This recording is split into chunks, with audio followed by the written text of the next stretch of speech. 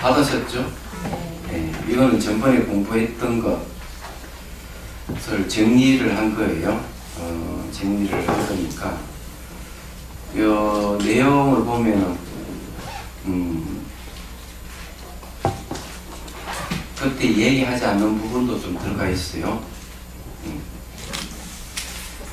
정리가 좀 잘 돼 있을 겁니다. 금선을 보살해 놓은 거는 조금 미흡해서 네. 요건 이제 완성시킨 거 이렇게 보면 돼요. 자, 거기 보면 붓다의 수행 방법을 제시한 게 1번, 2번, 3번, 4번이 있죠. 그 2번부터 사마타 후 이파사나, 3번이 이파사나 후 사마타, 4번 지관상수, 요거는 이제 대소승선에서 쓰는 거고요. 조사선은 법문을 두고 즉각 깨닫는 방법이 있습니다. 이것도 다른 거죠. 그 다음에 이제 조사선에도 달마선이 있고 가나선이 있는데, 거기에 이제 이 달마선이 바로 무신공부가 있어요. 가나선은 이제 열반에서 마음이 일어난 중생의 연민심 이렇게 있는데, 또 그거는 자세하게 이제 얘기해 놓지는 않았습니다. 그럼 대성하고 소성을 잘 보면은, 대성은 보리심이 있는데 소성은 해골성, 해심멸지를 해요. 근데 아라는 열반에 머물기 때문에 마음이 일어나는 게 없어요. 마음이 일어나는 게 있고 중생구제가 없습니다. 중생구제가 없기 때문에 해골선이라는 거예요. 네? 죽은 선이죠. 대성에서는 이제 그 공예례장, 불공예례장을 얘기를 하는데, 공예례장만 얘기하면 해골선이 돼요. 그냥 공과 불공예례장을 같이 얘기한 게 대성이에요. 그걸 건강삼매경론에서 이제 근거를 하면, 불공예를 공하지 않다 하는 게 이제, 불계, 생, 인, 선이 있습니다.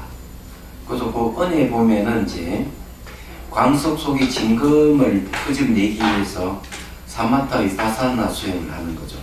사마타 위파사나가 광석을 깨트리는 거.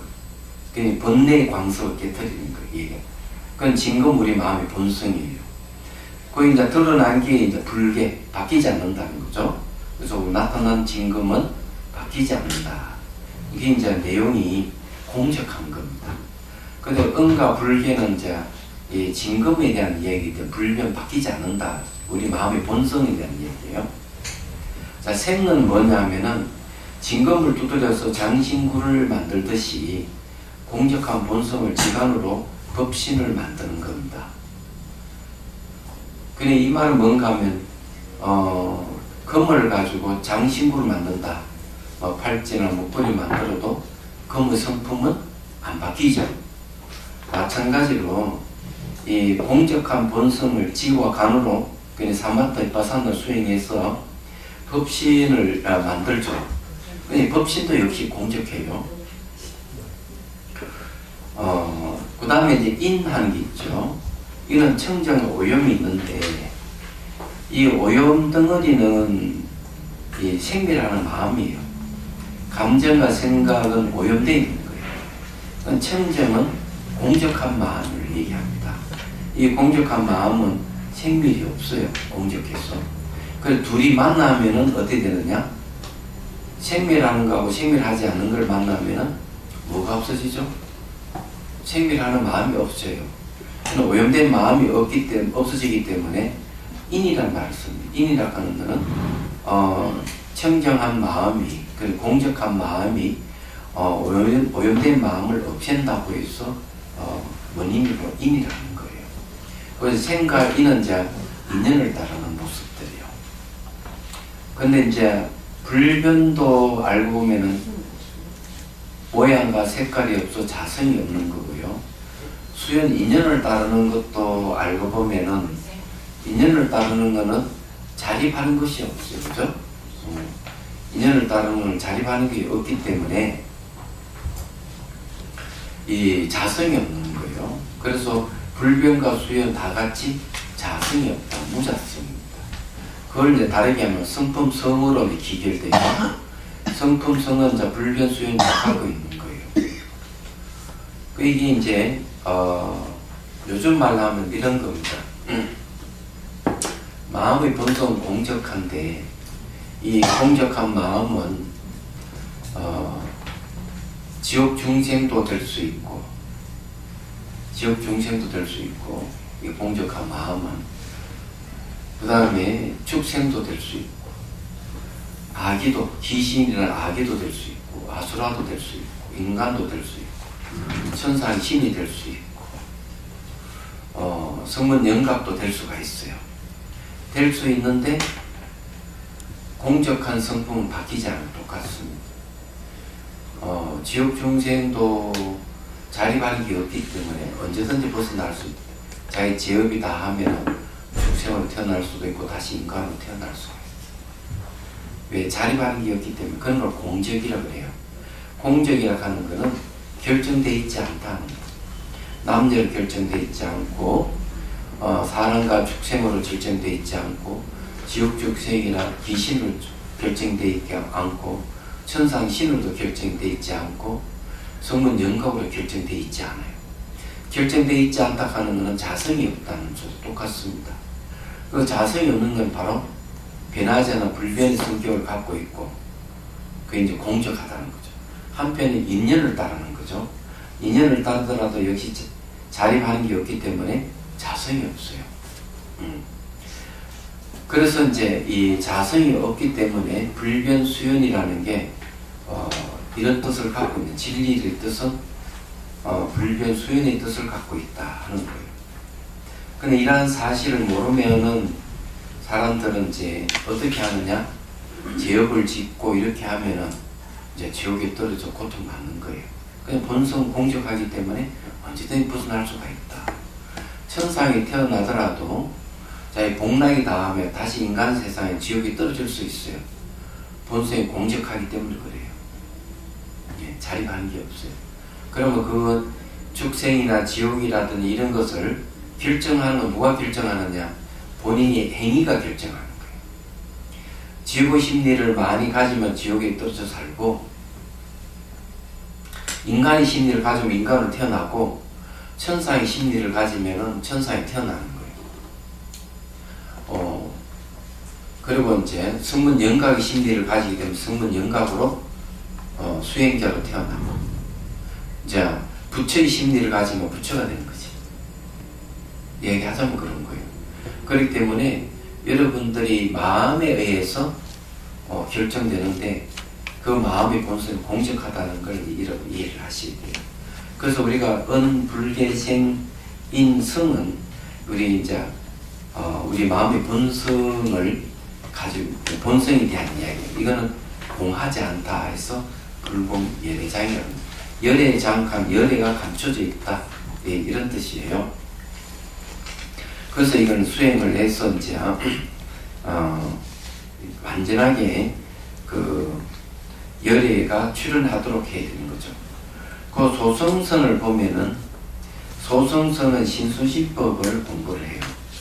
그러면 법 하는 데 보면 심리거든. 법은 청정한 심리가 있고 오염된 심리가 있는데 오염된 심리는 욕심, 성냄, 의심, 들통, 분침이 있어요. 그런데 청정한 심리 중에서 정념이 있습니다. 이게 샷디, 알아차림이라고 해요. 이것이 이제 수행 수단이기 때문에 몸을 관찰하고 그 다음 감각을 관찰하고 그 다음에 이제 몸을 관찰하는 과정에서 오염덩어리가 없어집니다. 그래서 이제 몸 관찰에서 감각 관찰로 들어가고 감각 관찰에서 이제 이 마음이 바로 열반이에요. 그 중에서 감각이 이제 아주 중요한데 감각은 바로 괴로움의 원인, 윤회의 원인이 돼요. 감각은. 근데 왜 감각이 괴로운 원인이 있냐면은 감각에는 즐거운 감각이 있고 괴로운 감각이 있고 무든dam한 감각이 있어요.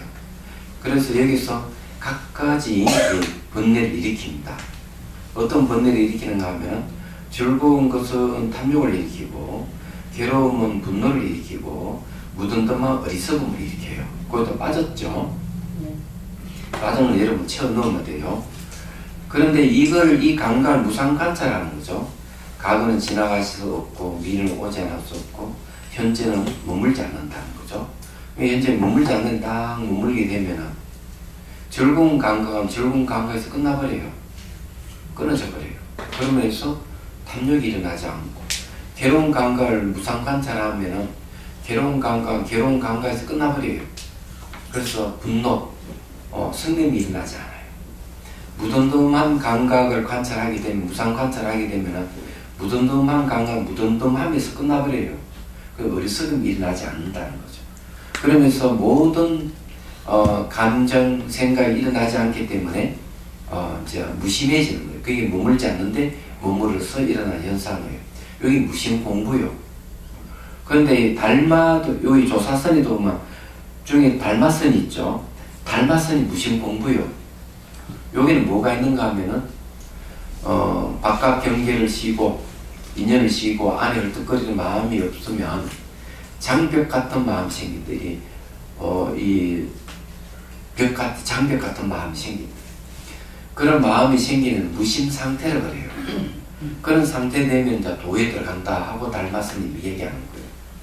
그래서 그 무심 공부를 딱 내려보면은 무심 공부를 어떻게 하는 연기적각이 있다 그랬어요. 생각이 일어나면 즉각 깨닫는 걸 얘기하는데 뭘 깨닫느냐 하는 거죠. 생각이 일어나면은 생각의 자취가 없음을 알아차리는 걸 얘기해요. 그러면 생각이 일어나는 순간순간 자취 없음을 보는 거예요. 감정이 일어나도 자취 없음을 보는 거예요. 그게 연기적각이라고 그러는 거죠. 그러면은 무심해지는 거예요. 그게 무심 공부하는 방법이에요. 그런데 여기에 이제 신시술법 소승선에서 무상관찰에서 머물어서 무심해지는 것은 무상관찰은 있는데 이게 버리심이 없어요. 버리심이 없기 때문에 이 소승선을 해골선이라고 해요. 해골선이 아랑 열반에 머물러서 그러면 마음이 일어나지 않아요. 마음이 일어나지 않기 때문에 중생구제를 안 하는 거예요. 그래서 해골선이라고 그러는데 이 조사선은 버리심이 있어가지고 둘이 만나긴 만나지만은 바로 부처되는 길을 가는 거예요. 부처되는 길을 가는 건 다 이 버리심이 있어요. 내가 중생구제하겠다. 그러면 중생구제는 내가 실력을 기려야 되기 때문에 위없는 깨달음을 구해야 되겠다 하는 마음을 내는 게 버리심입니다. 그래서 거기에 대승선에는 버리심이 있고, 버리심은 바로 부처의 길을 가는 거예요. 그래서 그 조사선에 가나선 부처의 길을 가기 때문에 열반에서 마음이 일어나는 겁니다. 중생에 대한 민민심이 있기 때문에. 요거는 대승선과 똑같은 거예요. 근데 소승선을 하지 말아라. 이렇게 얘기하는 거는 버리심이 없기 때문에 그렇다. 이렇게 얘기를 하는 거예요. 그래서 이제 요것이 이제 우리 앞에서 공부했던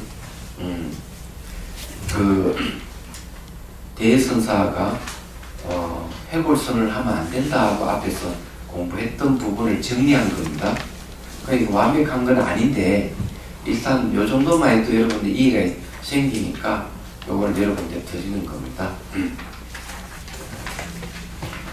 자, 이제 92페이지 이제 공부를 이제 하도록 하겠습니다.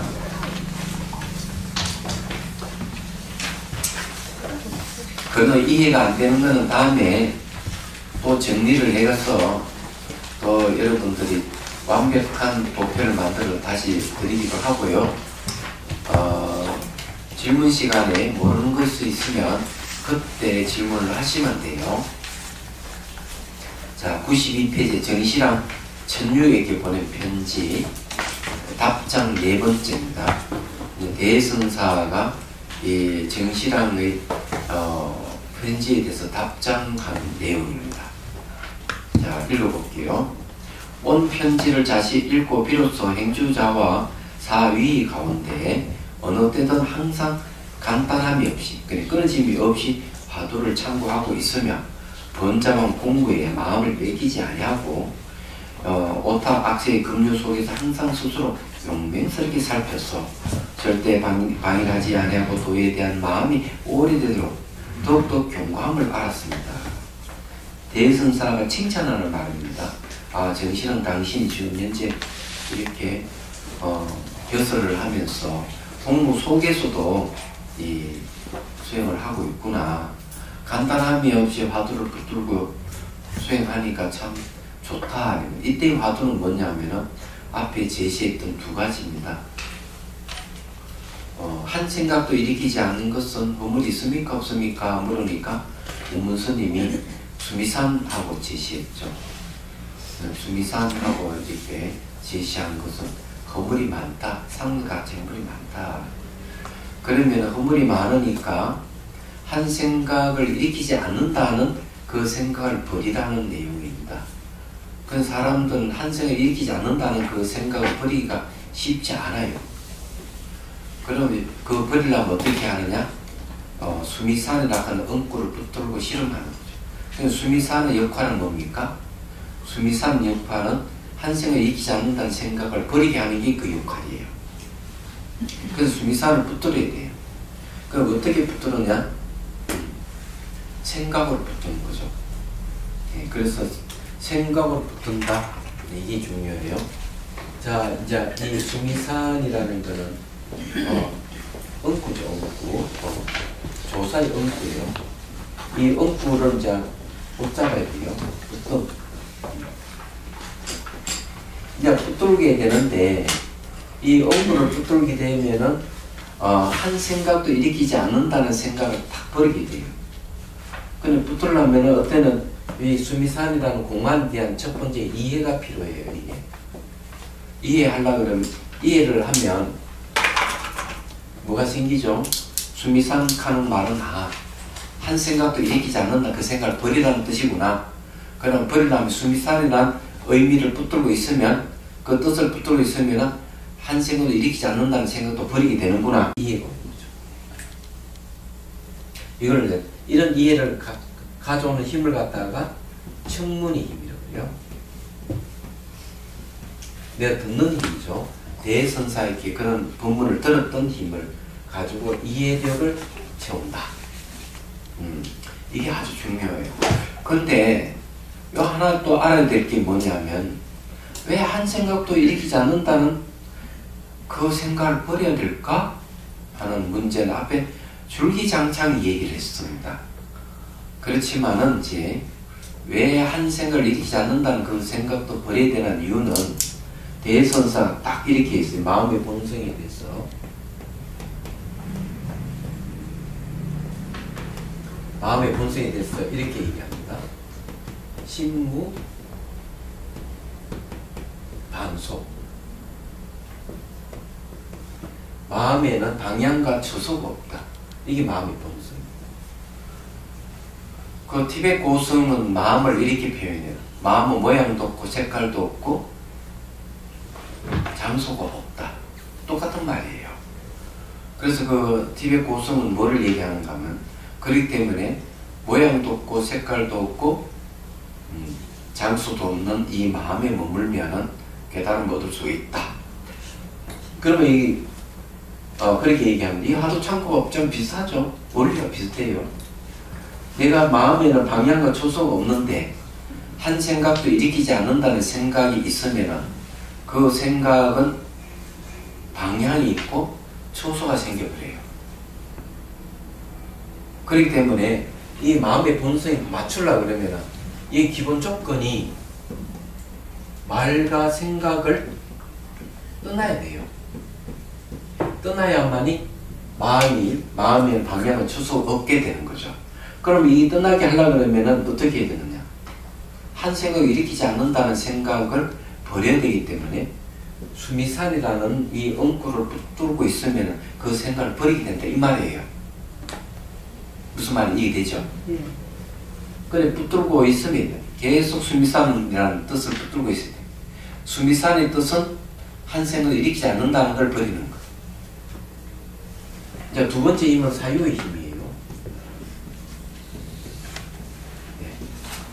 이 사유의 힘은 사유는 어떤 특성을 갖고 있느냐? 사유는 겨냥의 특성을 갖고 있어요. 겨냥하는 것. 물론 요거는 분석하는 거, 분석 해체의 뜻이 있어요. 사유는요. 부채 해체의 뜻이 있지만 겨냥의 뜻이 있고 또 붙드는 것 이런 뜻이 있어요. 딱 붙들어서 놓지 않는 그 사유가 있어요. 그럼 저게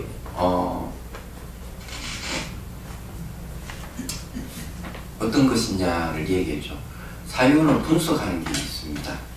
그러면 우리는 찻잔을 보면 내 밖에 따로 있다고 자꾸 주장하는 사람이 있지만 그렇게 시각적으로 보니까 그러는 건데 이걸 분석해보면 내 따로 있지 않다는 걸 알게 돼요.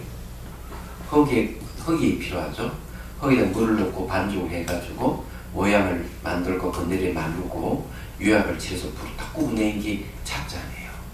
그럼 이건 여러 가지 조건에 의해서 이루어진 게 때문에 실체가 없어요. 그걸 던지면 탁 깨져. 그래 이렇게 분석을 하는 게 이 사유의 힘이에요. 예. 그럼 마찬가지로 수미산을 분석을 하는 거죠.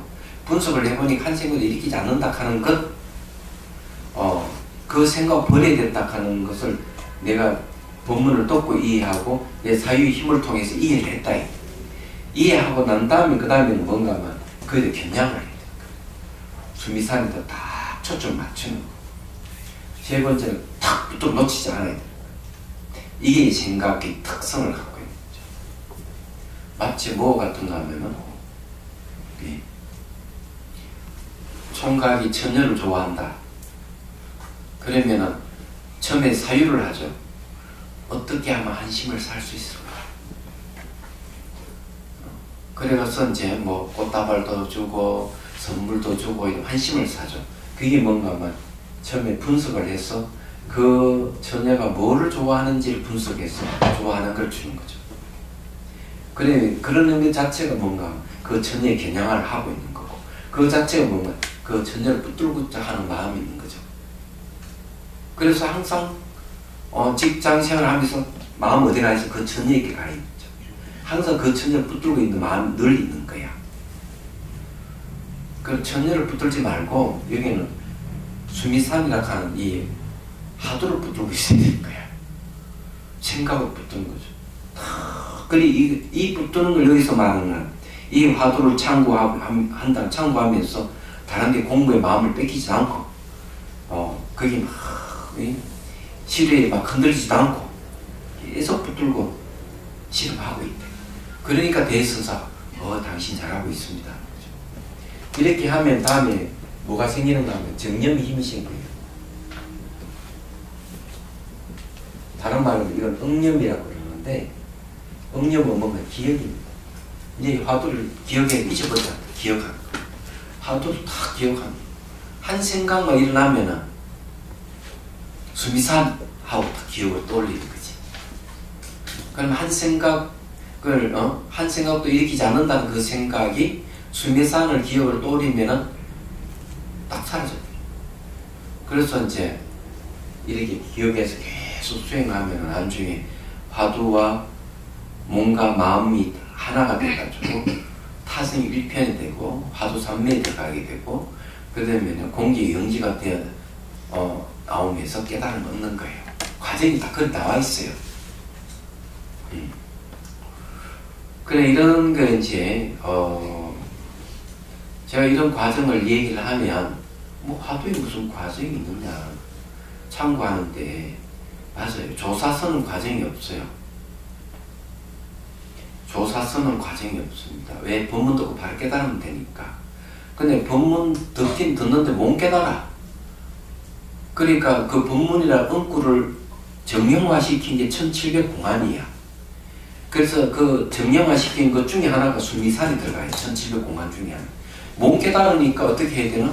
응구를 붙들고 실험하는 게. 응구 붙들고 실험하게 되면 단계가 생기게 돼 있어요. 그래서 화두를 참고하는 데 단계가 있는 거예요. 법문 들어서 바로 깨닫는 건 단계가 없어요. 그래서 조사선 다음에 생긴 가나선은 수행 단계가 있는 거예요. 이걸 명확하게 이해를 하셔야 돼요. 그래서 저기 되고 나온선사 어록에도 보면 딱 나와요. 화두를 들어서 참고하는데도 과정을 설명을 해요. 그렇기 때문에 저도 이렇게 이제 과정을 설명해요. 이렇지 않으면 이걸 이해가 안 돼요. 그리고 여기서도 벌써 나오잖아요. 화두를 좀 법문을 들었다 첫 번째. 두 번째는 화두를 붙들고 실험하고 있잖아요. 그러니까 처음엔 청문의 힘을 듣고 좀 이 수행하고 있잖아요. 벌써 두 단계가 생기죠. 정확하게 나누면 세 단계로 가죠. 얘기하죠. 우리는 그냥 세밀하게 우리가 얘기할 필요가 있는. 그래서 이 나온 선사도 뭘 얘기하는가 하면 화두를 붙들고 실험하게 마음이 고요함이 온다. 그럼 화두를 붙들고 실험하면은 첫 단계, 두 번째 단계 마음이 고요함이 온다. 고요함이 올 때 화두를 놓치면 안 된다. 그 다시 화두를 재개하라. 세 번째 단계죠. 그럼 화두를 그렇게 재개하면 공지영지가 생긴다. 그럼 네 번째 단계가 오는 거예요. 그 다음에 공지영지 다음에 깨달음이 온다. 다섯 번째 단계가 있는 거죠. 그것도. 그 나온 선사의 화두 창구법에도 이런 단계가 있는 거예요. 그런데 이런 거를 우리가 명확하게 이해해야 됩니다. 그냥 법문 듣고 깨닫는 건 단계는 없지만은 화두를 붙들고 창구하게 되면 단계가 생긴다는 걸 우리 이해를 하셔야 돼요. 고정관념을 깨야 됩니다. 단계가 없다고 하면은 안 됩니다. 수행하는데 내 마음을 내는 데는 단계가 있을 수밖에 없는 거죠. 그래서 얼마든지 이 화두 창구에 단계가 없다고 주장하는 사람에 대해서 얼마든지 내가 토론할 용의가 있습니다. 여기 대선사 어록에도 보면 이런 단계가 있는데 없다고 얘기하면 곤란하죠. 예. 그래서 이제 여기 이제 자 그다음에 봅시다. 그러나 세간의 진로라 하는 거는 진짜 하는 거는 뭔지 진짜도 수고를 할 노자입니다. 잡담 번뇌 망상이 내가 망상을 뜯는 건 전부 다 마음을 내는 것이기 때문에 도구가 있다. 그런 요즘 말하면 에너지 소비가 있다는 거죠. 그래서 번뇌 망상이 많은 사람, 잡다한 생각이 많은 사람은 기운이 현저히 떨어져 있어요. 생각은 움직이잖아요. 움직이는 게 에너지예요. 생각이 일어나고 사라지는 자체가 에너지 소비가 되는 걸 얘기하는 거예요. 그래서 도인들은 일상생활에 거의 생각이 안 일어나요. 감정도 거의 일어나질 않아요. 대신 의식이 성성하게 깨어 있습니다. 성성하게 깨어 있기 때문에 네, 에너지 소비가 없어요. 내가 생각하고 싶을 때 하고 안 하고 싶으면 안 하는 게 도인들이에요. 그래서 일상생활도 거의 생각이 안 일어나요. 도인들이. 그래서 생각이 안 일어나니까 마음의 움직임이 없죠. 생각이 마음의 움직임인데 마음의 움직임이 없으니까 눈동자가 돌아가지를 않아요. 눈동자 좌우로 돌아가지 않으니까 새로 맞는 눈에 구린 눈동자라고 얘기해요. 보이는 눈을 그렇게 지칭하는 거예요. 그 말은 요즘 말로 하면 대상을 인지가 안 한다는 거죠. 반야경에도 보면은 보디사타와 보살은 대상을 인식하지 않는다. 왜? 인식 대상이 없는 줄 알기 때문에. 주객을 떠나버린 사람은 마음의 움직임이 없어요. 주객을 떠나서 그 대상이 인식 안 해요. 그래서 모든 존재를 평등하게 봐요. 그러니까 대상을 볼 때는 마음을 움직일 때는 평등하게 보는 눈을 가지고 남녀를 평등하게 보고 사람과 동물을 평등하게 보고 무생물까지 평등하게 보는 거예요. 이게 이제 도인들이 보는 시각. 근데 요즘은 보니까 그런 게 조금 사람들 되는 것 같아요. 그래서 개를 대할 때도 옛날같이 막 막무가내 대하지 않고 개를 대할 때도 사람 대하듯이 하는 사람들이 있더라고요. TV 보니까. 그런 게 이제 인권이 동물에게까지도 이렇게 넓게 이렇게 퍼졌다는 건 아주 좋은 일이에요. 얘기하자. 난 제일 싫어하는 걸 갑질하는 건 전 제일 싫어해요. 왜냐하면 부처님 가르침 평등인데 물론 무의식적으로 하는 건 어쩔 수 없죠. 사람 습이 있는 거는 잘 없앨 수가 없기 때문에 그런 원효 스님께서 습기장애, 습기장애가 있다 이렇게 얘기합니다. 그건 아라함도 있으니까. 그래서 그 모습은 그렇더라도 마음에는 번뇌가 없다고 얘기를 하죠. 아라함은. 그럼 어쨌든 그런 걸 얘기를 하는 거고. 그리고 화두를 들면은 그렇게 돼야 돼요. 그럼 어쨌든 내용이 이제 그런 내용입니다. 자, 웅탄들 갔는데 다시 돌아옵니다. 여기 공부하는 방법을 하나 딱 제시를 했어요. 그러나 세간의 진로는 불과 같이 활활 타오르는데 어느 때 끝나겠습니까? 항상 시끄러운 가운데 있으면서도 포단 위에 일을 잊지 마십시오. 그 자국에 탁 앉아서 수행을 계속 화두를 붙들고 놓치지 말아야죠. 그러면 자북에 앉아서 이렇게 고요하게 화두를 붙들고 있는 뭡니까? 고요함 속에서 좀 공부를 하는 거죠. 그래서 평소에 마음을 고요한 곳에 머물러서 공부하는 것은 바로 시끄러움 속에서 사용해 보자는 것입니다. 이게 공부하는 거예요. 내가 이렇게 자북에 앉아 고요한데 10분이고 20분이 1시간, 2시간 앉아서 화두를 붙들고 수행하는 것은 시끄러움 속에서도 사용해 보려고 하는 마음이 쌌다. 만약 시끄러움 속에서 힘을 얻지 못한다면 도리어 고향 곳에서 공부를 하지 않는 것과 매일 일반일 것입니다. 그러나 시끄러움 속에서 힘을 얻지 못한다면 고향 곳에서 공부를 하지 않는 것과 뭐 다를까 뭐가 있나 똑같다. 이렇게 이해하는 거죠. 자, 여기에서 이해하는 요지는 뭔가 하면은 시끄러움 속에서도 힘을 얻어야 된다 하는 말이 있는데, 시끄러움 속에 힘을 얻으려면 내 고요함 속에서도 열심히 수행을 해서 시끄러움 속에서도 그 힘을 발휘할 수 있다 하는 말이 되고, 바꿔서 이야기하면 어떻게 될까요? 시끄러움 속에서 내가 힘을 얻는다면 고요함 속에서도 역시 힘을 얻는 것이다. 이렇게 얘기하는 것이죠. 그래서 대선사는 수행을 볼 때 내 시끄러움 속에서도 정말 내가 수행에 힘이 있는지 없는지를 살펴보라 하는 거죠. 이거는 코칭하는 거죠. 자기 자신을 코칭하는 것을 제시를 했습니다. 자기 자신이 수행자라면 내가 시끄러움 속에서도 내가 정말 대상에 마음이 끄달림이 없는지 살펴보라는 거죠. 우리는 대상에 끄달려서 감정과 생각을 일으키잖아요. 근데 내 고요함 속에서 수행한 것이 시끄러움 속에서도 내가 감정과 생각이 일어나지 않고 고요함을 유지할 수 있다면 성공한 거죠. 말하자면 이 내용이 그런 내용이에요. 수행하시는 분 중에서 이번에 이제 공무원인데 전념퇴직했습니다. 김성훈이라는 분인데 한 번은 그런 얘기를 해요.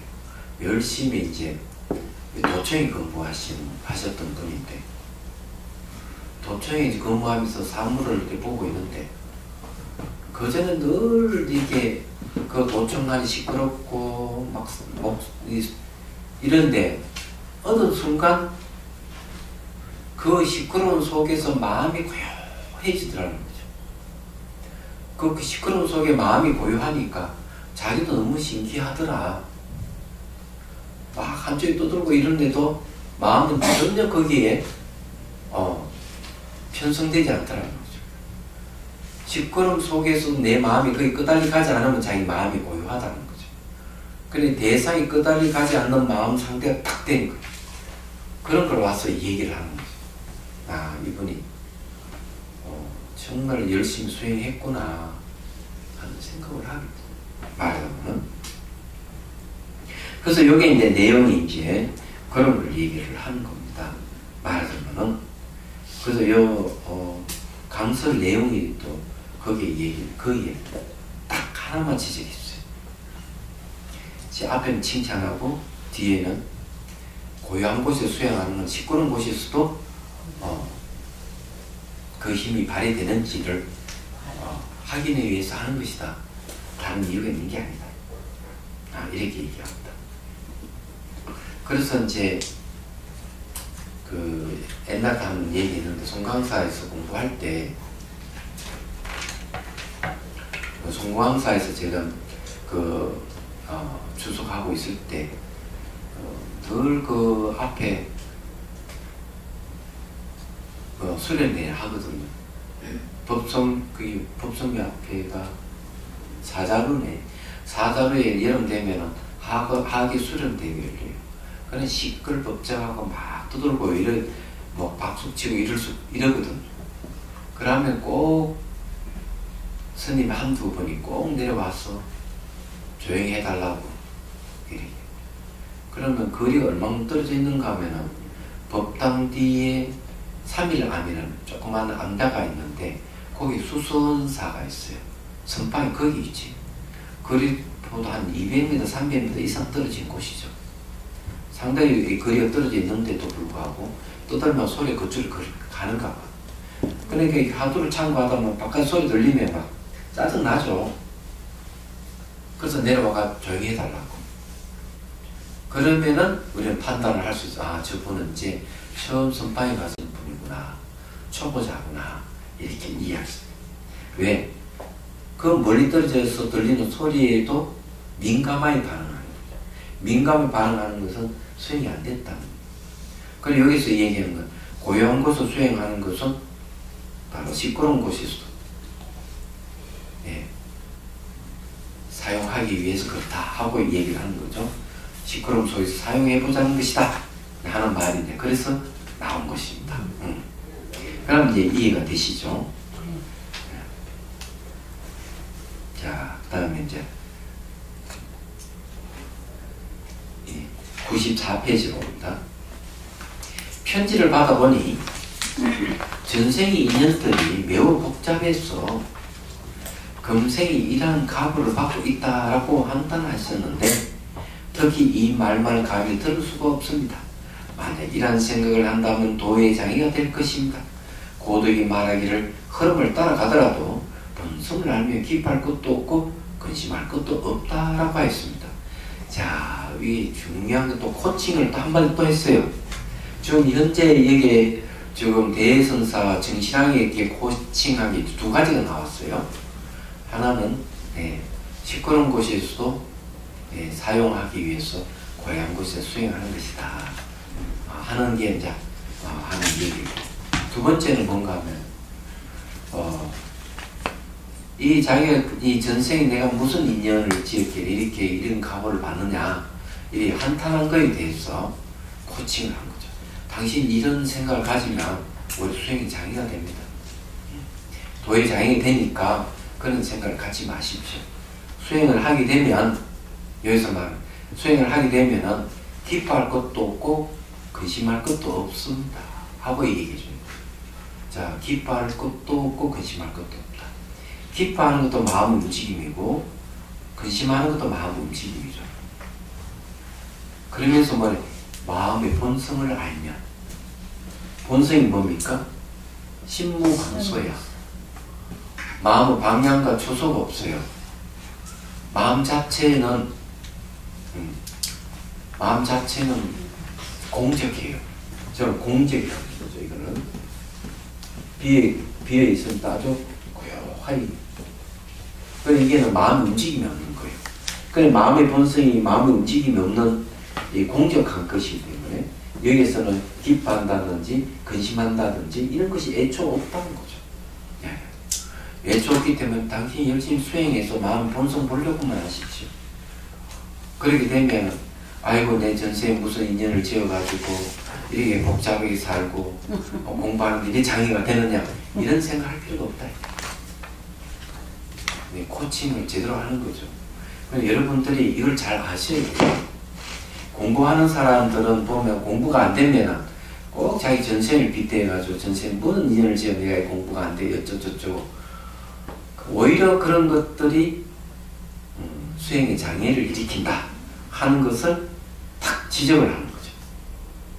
그러니까 대스님의 서장이 굉장히 중요한 이유가 코칭 얘기에 전부 다. 제 전문이 바로 명상 코칭입니다. 그래서 이번에 저희 동대에 어제 그저께네 화요일로 올라와서 그 강의를 해줬어요. 강의를 해줬는데 내용은 코칭이었습니다. 코칭인데 이제 열심히 보고 여기도 지금 그 강의 들으신 분 두 분이 계시죠. 그 여정이가 그 대학원에 지금 등록해서 강의를 듣고 있는데 그 강의한 내용을 이렇게 폰으로 보내왔는데 보니까 딱 이렇게 정리를 했더라고요. 그게 이제 코칭하는 부분입니다. 코칭하기 위해서는 반드시 뭘 얘기해야 되는가 하면 마음에는 한량없는 잠재력을 갖고 있다. 이거에 대한 얘기를 안 할 수가 없어요. 이 코칭하는 이유가 뭔가 하면 그 사람의 잠재를 이끌어내는 걸 얘기해요. 좀 현재 여기는 대선사가 수행하는데 코칭하는 건 뭔가 하면 이 코칭에서 하는 거는 그 사람이 갖고 있는 능력을 최대한 이끌어내기 위해서 코칭하는 거예요. 다른 건 없어요. 저는 이런 거는 오래전에 훈련을 돼 있기 때문에 제가 코칭을 할 수 있습니다. 강원에서 이제 근 10년을 강의를 했네요. 대학원, 그러니까 대교반을 강의하는 게. 그럼 대교반에서 강의 테스트는 80하음경입니다. 그럼 80하음경을 자 강의를 할 때 어떻게 하느냐. 학인 선생님들이 그 전날 농강을 해서 농강을 하면은 아침에 이제 학인 스님 한 분이 글을 새깁니다. 그러면 이 분량이 굉장히 많기 때문에 글을 새기는데 거의 1시간 가까이 돼요. 거의 1시간 동안 글을 계속 새기면 스님 중에 잘못 글을 해석한 거에 대해서는 번역한 거에 대해서는 제가 바로 잡아주죠. 그래서 이렇게 다 새기고 나면 그 다음에는 질문을 받아요. 질문하라고. 질문을 받고 내가 들어보고 미진하다 싶으면 제가 이제 산통을 듭니다. 산통하는 학인 선생님들의 이름이 다 적혀 있어요. 그럼 딱 하나 딱 뽑으면 정치도 하나 딱 뽑아가지고 제가 그 학인 선생님에게 이 환경의 내용에 질문을 하는 겁니다. 질문해서 대답이 조금 미진하면 또 산통을 보고 다른 선생님에게 물어보는 거죠. 계속 묻다 보면은 서로 이제 질의응답이 되면서 그 문제가 명확하게 드러나기 시작하는 거죠. 그래서 이제 그 학인 선생님 미진한 부분을 채워주는 겁니다. 말하자면. 그래서 이런 건 이제 하나의 코칭하는 방법이에요.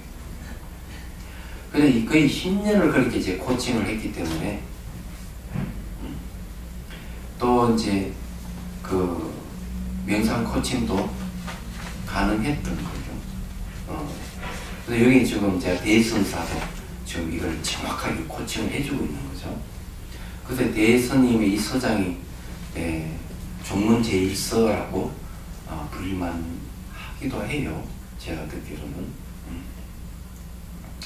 자, 그 다음에 봅시다. 강설 한번 무비스님께서 어떻게 말씀하시는가. 정신하는 지금 세속의 일들에 끌려다니면서 공부가 순수하지 못한 것은 바로 전세 인연 때문에 타다는데 그러한 생각은 잘못된 생각이라고 고독의 말씀을 인용해 지적하고 있다. 고독은 제22조사 마란나 존자다. 그의 제자 항른나 존자에게 500마리 학이 따라다녔다.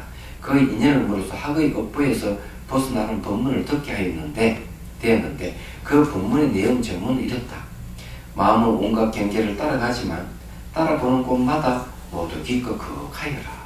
흐름을 따라가더라도 본성을 안다면 기입할 것도 없고 근심할 것도 없다라는 내용입니다. 여기는 뭘 얘기하는 거예요? 마음이 경계에 따라서 움직이기 때문에 그의 경계에 따라서 나타나는 현상이 있는데 이 항릉나라는 존재는 바로 마음의 흐름이 있었던 거죠. 이 마음의 흐름이 뭐와 관련되는가 하면 학하고 관계돼요. 학. 그런데 이 존재가 다닐 때마다 500만 학이 따라다니는 거예요. 얘기하자면. 그게 전생 인연이에요. 전생 인연이라고 하는 마음의 흐름을 얘기하는 거예요. 그렇지만 마음의 본성을 안다고 하면은 마음의 본성을 공적해서 기입할 것도 없고 거짓말 것이 없는 거죠. 마음의 본성을 알게 되면 이제 그런 일이 사라져버리는 거죠. 거의 비슷한 얘기가 있는데요. 그 비슷한 이야기는 저기 우두 법륜선사 얘기입니다. 우두 법륜선사가 이 수행을 하면 그 동물들이 때 되면 와가지고 과일 같은 거 주고 이래요. 그러니까 이 수행자가 우리가 어떻게 보면 도력이 참 높구나. 이게 동물들이 와가지고 때 되면 과일도 갖다 바치고 이런 거 보면 근데 그 어느 날 그 산을 지나가던 이 육조 해능대사의 제자죠. 누군지 잘 모르겠어요. 보니까 이 산에 서기가 서려 있는 거예요. 저기 도인이 있고 살구나. 그래서 저 산에 서기가 설이 있구나. 찾아가요. 가니까 아닌 다를까 이 스님이 수행을 하면 때 되면 이 동물들 와서 음식을 주고 막 이러는 거예요. 그래서 한마디 한 거죠. 얘기하죠. 당연히 아직 경계가 멀었다. 내용은 이거와 똑같 비슷한 얘기일 겁니다. 당신 본성을 제대로 보면 공성은 공적하다. 제대로 본성을 봐라했죠. 정말 자기 본성을 보고 난 뒤 그 다음부터는 서기도 사라져버리고 짐승들이 음식 나눠주는 것도 사라져. 왜? 마음이 끊어져 버린 거죠. 공적해버리죠. 공적한 상태에 들어가니까 알아보지 못하는. 근데 그런 현상이 생깁니다. 남전 스님 이야기도 비슷한 얘기예요. 남전 스님이 어느 마을에 턱 오니까 저녁에 촌장이 턱 와가지고 인사를 하면서 스님 오시기를 기다리고 있었습니다. 아니 제가 온지 어떻게 알았어요? 꿈에 신인이 나타나서 큰 스님 오시니까 잠자리 잘 마련하고 음식을 잘 대접하라고 그렇게 그랬습니다. 그러니까 남전 스님 뭐라 내가 아직까지 공부가 멀었구나. 이 신인에게까지도 내 흔적이 들키다니. 이런 얘기 나오잖아요. 그래서 조사서는 뭡니까? 호공에 도장을 찍는 것 같다 그러죠. 호공에 도장을 아무리 찍어도 흔적이 없죠. 그게 마음의 본성을 얘기합니다. 호공은 깨달음을 비유한 말이에요. 깨닫게 되면 마음이 호공과 같이 된다 이러는 거죠. 공적함을 그렇게 표현한 거예요. 그 공적함은 허무가 아무것도 없는 게 아니에요. 제가 여기서 얘기 표해 보면은 그 공적한 본성이 진검에 비유했죠. 이걸 인연을 따라서 온갖 모양을 다 나타내도 공적한 성품은 안 바뀐다 그랬죠. 그걸 얘기하는 거예요. 말을 하자면 그런 거죠. 그래서 이 내용이 단순한 게 아니고 코칭을 하더라도 이 지금 옛날 고도의 말씀을 이끌어서 코칭을 했다는 데 중요해요. 당신이 그냥 막 생각해서 딱 한 게 아니고 근거를 두고 딱 얘기를 하는 거죠. 이게 대단하다는 거죠. 이게. 근데 그 스님이 그 스님께서 당신이 뭐 내가 깨친 사람이야 그런 마음을 그러면 그런 마음이 있기 때문에 서기가 아니 지금 그랬다는 거예요? 그런 뜻이 아니. 그 사람이 정실랑이 지금 현재 자기 전생문을 하니까 고독의 말씀을 인용해서 본성에는 그런 게 없다고 얘기해 준 거죠. 그게 코칭이에요. 아니 그러니까 서기가 왜 그러면 옛날 큰 스님 말을 인용했냐 하는 거는 권위를 나타내는 거예요. 이건 내 얘기 아니다. 옛날 큰 스님도 이렇게 얘기를 하고 있다. 권위를 나타내는 거죠. 그런 면에서 정실랑에게 확실한 믿음을 심어주는 얘기예요. 믿음이 생겨야만 내 전생 인연 때문에 복잡하게 사는구나.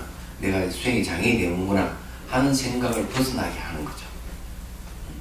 그러니까 그리고 근거가 있을 때는 신빙성을 더해주죠. 자, 그 다음 봅시다. 세상에 태어나서 살아가는 사람이라면 그 누군들 시끄럽고 복잡하지 않겠는가? 왜 혼자만 전생의 가보를 탓하는가? 아무리 복잡한 삶을 살다 있으나 자신의 주체를 잊지 않는다면 결코 경계에 끌려다니지도 기쁨과 슬픔에 흔들리지 않는 도리가 있다는 것을 예를 들어 말씀하셨다. 불교의 많은 명언 중에 손꼽히는 명언이다 하고 무비 스님이 또 이제 토를 달았습니다. 명언이에요. 제가 듣기에도 그렇습니다. 그래서 이게 마음의 본성은 공격하기 때문에 기뻐할 것도 없고 근심할 것도 없어요. 그럼 실제 수행은 본성을 못 깨닫는다면은 못 깨닫는 사람에게는 그럼 계속 끄달릴 거 아니냐고요. 그렇지만은 항상 초점을 본성에 맞추고 있는 이상은 이 근심이라든지 기뻐함이라든지 이런 것이 생기다가 금방 사거리 들게 돼 있습니다. 그래서 대상에 반응하는 지금 현재 이 정실랑은 전생 인연에 반응하는 마음을 일으켰죠. 그래서 과거 전생 인연에 자기 마음을 반응한다는 것은 일상생활에도 사람들의 말에 반응하게 되는 거죠. 그 반응하는 것이 기뻐하기도 하고 근심하기도 하는 겁니다.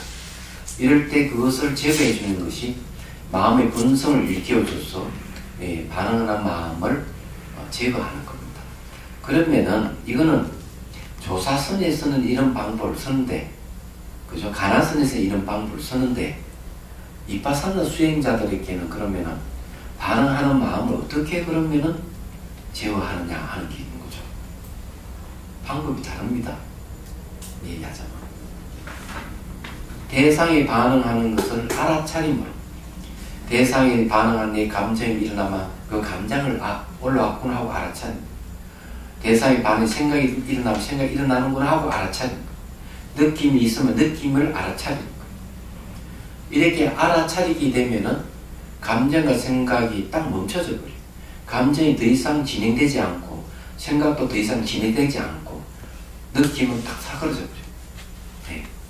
그래서 알아차림이 굉장히 중요해요. 그 알아차림도 그러면은 무상을 알아차리면은 그 끊어져 버리는 현상이 생겨요. 감정에서 다른 번뇌가 일어나거나 생각에서 다른 번뇌가 일어나는 것이 차단될 뿐만 아니라 그 번뇌가 끊어지는 현상이 생겨요. 무상 관찰할. 그래서 여기서 얘기하는 게 그렇네요. 신수신법 중에 감각 관찰할 때 무상 관찰을 하게 되면은 끊어진다 했던 이유가 거기 있는 겁니다. 그래서 이제 설사 무상 관찰을 못하더라도 알아차림 힘만 있어도 감각기관을 차단이 가능해요. 그리고 감정과 생각이 일어나더라도 얼마든지 더 이상 진행되지 않도록 멈추게 할 수 있는 힘이 있다 하는 걸 말씀드린 것. 그것도 똑같은 원리입니다. 무상이라고 하는 것은 다르마를 얘기하고 마음의 본성도 다르마를 얘기합니다. 다르마를 알게 되면, 단마를 알게 되면은 번뇌를 끊어버리는 효과가 있어요. 단마가. 다르마가 진실을 얘기하거든. 무상이 진실이고 마음의 공적함이 진실이기 때문에 그래요. 간단하게 얘기하면 그렇다. 자, 95페이지를 넘깁니다. 자, 원문이에요. 정명거사가 말씀하셨다. 유마거사를 얘기죠. 정명이요. 비유하자면 연못은 높은 언덕에는 육지는 피지 않고 낮고 습한 진흙탕에 연꽃이 핀다라고 했으며, 이것도 코칭입니다. 부처님께서는 진연의 자성을 지키지 않고 인연 따라 일체 일을 행치한다라고 하였습니다. 이 불수자성 수행성이죠. 또 말씀하시기를 인연을 따라 두루두루 응하지만 이 보리 자리에 늘 있다라고 하셨는데 어찌 사람을 속인 말씀이 있겠습니까? 자, 이제 다시 이 코칭의 근거를 네 가지 중에 했는데 그 중에 세 가지를 말씀했습니다. 앞에 한 가지 빼고, 자, 연꽃을 비유를 들어주세요. 연꽃은 진흙탕 속에서 연꽃이 피지 육지에서는 연꽃이 안 핀다. 이야, 멋있는 말이에요. 그러니까 이 전생 인연에 의해서 지금 이렇게 막 복잡하게 산다 하는 것은 바로 진흙탕을 얘기합니다. 그 진흙탕 속에서 연꽃이 핀다. 연꽃은 청정심을 얘기합니다. 또 지혜를 얘기하기도 해요. 그럼 당신 처하고 있는 그 상황 속에서 깨달음을 얻을 수가 있어. 이거는 아주 격려해 주는 말이기도 하고, 제대로 코칭해 주는 것이죠. 또 부처님께서 얘기하지 않는 얘기죠. 자성을 지키자고 인연을 따라 이룬다고. 인연을 따라 이루는 건 당신은 그런 불편한 진실 속에서, 그 인연 속에서 당신은 깨달음을 얻을 수가 있어. 부처님도 얘기하지 않는 얘기. 대상에 따라 인연 따라 계속 응하지만 항상 깨달음 자리에 벗어나지 않고 있다. 이런 얘기하죠. 도조국사께서는 이렇게 얘기했습니다. 땅에서 넘어진 자는 땅을 짚고 일어서라. 번뇌에 걸려 넘어졌으면 번뇌를 짚고 일어서라. 똑같은 이야기입니다. 내용이. 이런 코칭을 얘기하는 거예요. 지금 현재 정신랑이 내가 너무 힘들고 전생 인연 때문에 이 생에 내가 벼슬아치를 하면서 이렇게 힘들고 공부가 진척도 안 되고 이렇다고 얘기를 한탄하니 이 대선사람 혹시 너무 어렵다는 생각을 물러설까 싶어서 격려하는 거죠. 네, 멋있게 코칭을 하고 있는 거죠. 전 대단하다고 생각합니다. 이게 강설 정신랑이 세상사에 이끌어서 참선 공부를 제대로 하지 못한 것을 한탄한 것에 대해서 앞에 다시 유명인이 가르치고 인용하여 더 확실하게 말해주고 있다. 예, 무비스님 말씀이에요. 여기에 대해 해석입니다. 연꽃은 언제나 낮은 곳과 습한 곳이 있고 그리 진흙탕에서 향기롭고 아름답게 피어나듯이 깨달은 것도 역시 온갖 세속의 탐욕과 진해가 어리석음 등 8면4천 번뇌 속에서 핀다는 사실을 일깨워주고 있다. 그래서 불교의 꽃이 연꽃이다. 연꽃 하나로 불교의 대의를 잘 표현하고 있기 때문이다. 그래서 원칙스님께서는 깨달음을 이렇게 표현합니다. 연꽃이 피듯이 잠에서 깨듯이 이렇게 깨달음을 표현을 하고 있는 거죠. 그냥 연꽃은 진흙탕에서 연꽃이 피듯이 우리는 그런 괴로운 환경 속에서 깨달음을 얻는다는 거죠. 요즘 말하면 어려운 환경 속에서 네, 용이 성천을 하잖아요. 네. 그래서 역경을 딛고 이루는 난 사람들이 무슨 일을 이룰 수 있죠. 네. 비슷합니다. 부처님께서 말씀하시길 참으로 진리에 합의한 사람은 합의란 사람은 그 자리에 있지 않고 온갖 인연을 따라 모든 일을 이루간다라고 하였듯이 온갖 세상 사는 곧 진여가 그 자성만을 고집하지 않고 모든 인연을 따라 나며 이런 광경한 사실을 깨우쳐주고 있다. 대성기신론의 사람의 삶은 진유문과 수유문으로 설명한 점과 같다. 불수자성 수연성이 있는 인연을 따르는 수연이라고 하는 건 대성기신론이 얘기하는 부분이에요. 이 얘기를 보면 불수자성 수연성은 어디서 나오는 말인가 하면은 거기서 나오죠. 법성계에 나오잖아요. 의상스님의 법성계에 나오는 말입니다. 말인데 결국 하은경에서 나온 말입니다. 이 말은 하은경을 인용했지만 또한 말 이 수연이라고 하는 대성기신론에서 똑같이 얘기하기 때문에 무위스님은 대성기신론을 가져와서 또 얘기를 하는 겁니다. 또 부처님께서 사람의 삶이란 모두의 인연을 따라 하루에도 별의별 일들을 다 하지만 항상 불이 자기 머무고 있다라고 한경 그를 인용하여 그도 설명하고 있다. 대선상 재미있는 분이에요. 정통을 했지만 설통은 바로 한경을 보고 설통을 하셨어요. 통할 통자입니다. 그러니까 이 법문을 쓰라는 것은 한경을 통해서 터져나온 거예요. 얘기하자면. 그래서 여기 이제 말씀드리고 싶은 거는요.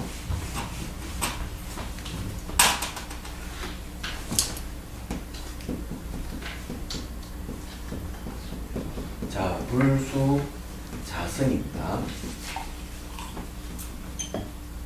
인연을 따릅니다. 수연성이요.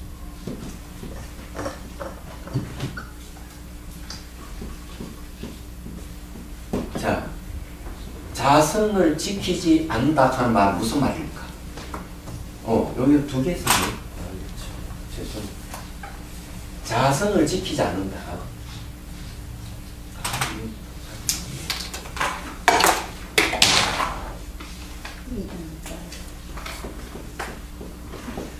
자기 성품을 지키지 않고 인연을 따른다 하는 말은 자립이 없다는 거죠. 스스로 존립하는 게 없어요. 스스로 존립하는 게 없는 걸 뭐라 하죠? 이걸 무자성. 다른 말로 하면은 무자성 맞아요. 자성이 어디요? 무자성. 무자성 다른 말로 하면은 공을 얘기합니다. 공은 또 제1위 공, 첫 번째 가는 너스의 공이에요. 그래서 이 공에는 항상 그 아니불자 불변과 수연이 항상 있어요. 그래서 이제 이 공에도 제1위 공인 불변과 수연은 같이 있어요. 그래서 이게 이제 무자성이라고 그러죠. 그래서 불변과 수연 다 같이 무자성 공이기 때문에 제1위 공이라고 하는 겁니다. 그러면 무자성은 뭐 공적함을 얘기해요. 모든 존재는 무자성이에요. 그렇기 때문에 사람, 이런 건물 다 존재하는 겁니다. 자, 이건 다음에 이제 여기까지만 얘기하고 다음에 또 말씀드리도록 하죠. 질문할 게 있으면 하십시오. 좀 엉뚱한 얘기지만요. 연꽃이 뭐 진흙에서 피고 뭐 하여튼 깨닫고 그런 걸 상징하는 거는 다 알잖아요. 근데 저는 하늘에서 연꽃이 피고 싶어요. 하늘에서 연꽃을 피우고 싶어요. 하늘에서 연꽃이 피려고 그러면요. 네. 우선 하늘에 태어나야 되니까 선행을 해야 돼요. 남에게 봉사하고 베풀고 하는 것이 바로 도덕성을 함양하는 겁니다. 그게 왜 도덕성하고? 선한 행을 하는 사람은 악한 행을 안 하잖아요. 그러니까 도덕성을 함양합니다. 간단해요. 남 베풀고 자꾸 이렇게 섭을 들여야 돼요. 베풀어주는 섭을 들이면은 도덕성이 있죠. 그러면 이제 뭐가 없어지는가 하면 베풀면은 자아감이 점점 약해져요. 내락하는 생각을 버리고 아 모두 함께 하는구나. 모든 사고 우정관계를 갖고 있구나. 이런 걸 알게 돼요. 내락하는 자아감이 강하면은 너가 생겨서 항상 불평등이 생기고 그 속에 찌그럭찌그럭하는 소리가 나고 그러는 거예요. 그래서 선행을 막 베풀고 이러면은 이게 이제 천상의 심리가 천계의 심리에 형성돼요. 그래서 이게 천상에 태어나면 자아감이 별로 없어요. 누가 뭘 하더라도 흥흥 할 뿐이지 그 사람에 대해서 뭐 화를 내거나 이러진 않아요. 잘 베풀고 이런. 그러면 이제 천상에 태어날 수 있어요. 두 번째는 그럼 천상에서 연꽃이 피려고 그러면은 연꽃이 핀다 하는 깨달음을 얻는다는 소리 똑같은데 자 천사에 태어나는 선행을 많이 해야 되는 거. 두 번째는 수행을 해야 돼요. 수행을 해가지고 수행한 힘이 습이 들어야 됩니다. 습이 들어서 적어도 습이 들면은 천계에 태어나고도 맹상을 할 거예요. 그럼 거기서 깨달음을 얻어요. 얘기하다 보면 최소한은 수다원가를 얻으면 더 좋죠. 수다원가를 얻게 되면 7번 천상세계 왕래를 하다 깨달음을 얻죠. 불례가가 되면은 이제 비로소 갔다가 안 돌아와요. 천상세계에서 깨달은 거예요. 천상세계에서 연꽃을 피우는 거예요. 그게 아나함 가야 돼요. 아나함까지 가야 돼요. 가능은 하죠. 가능하죠. 또 다른 질문요.